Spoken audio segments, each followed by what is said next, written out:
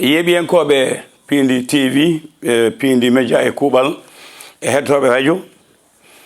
hande 19 lew nayi ɓiyew ujunnaji ɗiɗi e nogas joyi caggal jibinel ande Isa ibnu Maryama waɗi duuɓi nayyi ko goko timmuɗo tedduɗo natal ngal jiyaton Alaji Moussa Ñaare mo ganno hawno e ladial o hawa e ladial ko ñande 19 lew avril ujunnaji ɗiɗi nogas goo 2021 to leydi Farise o wirno yato ganno e Debali sa tinali o tuɗɗima toon leppi leydi tuɗɗimo teddugal yo Allah yimomo ya foma hanmo aljanna kanko Alaji Moussa Ñaare e mayɓe julɓe kala ko goko ganɗo goko juulɗo goko kayse goko laaɓɗo reedu woni ngal natal ngal jiyaton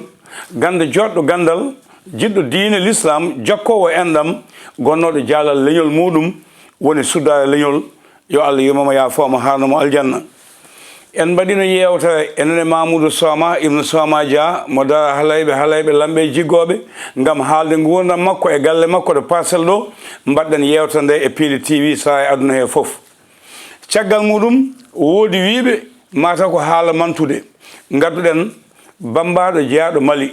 to ñaarenaɓe gummi e nder Bamako to laamino golli golle joɗɗe baɗɗe fayida gandal mumen nunɗal mumen e teddugal mumen kamɓe jeeno Bamako laamogo leydi Mali gollinoɓe golle joɗɗe e maayo wiyetengo maayo Joliba Moussa Togola mbaɗɗen mum yewtere sa e aduna he waɗa e Pindi TV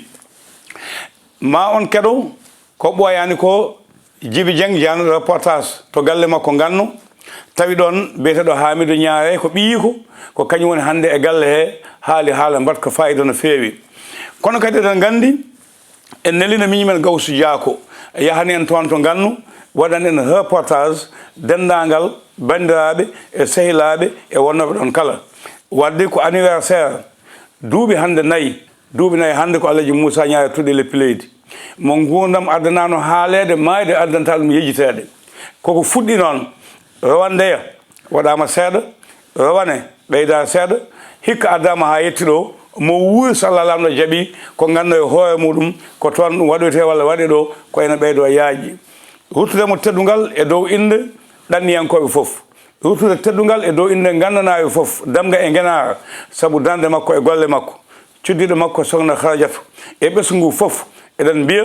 Alaji Moussa Ñaare yeehi o nawani gacce Alaji Moussa Ñaare yeehi yaadani e sunu o jibini ɓiɓɓe rewɓe e worɓe o jangguiniɓe diine e teddugal kala ko wawno waɗe ɓesgu makko yo Allah yimomo ya foma hanamo aljanna kanko e maɓe julɓe kala hande fuɗɗi kono ma en garto e leppi ɗi mbiɗen ɗi so Allah lamɗo jaaɓi e joni o ko Hamidou Ñaare dokkiten konngol hay sowona haaliyanke o haale dow inde famille o hade men artude bandaji goɗɗi jewtinoɗi ɗi Gawsu Diako wanno e bandaji Mamoudou Soma en e bandaji Moussa Togola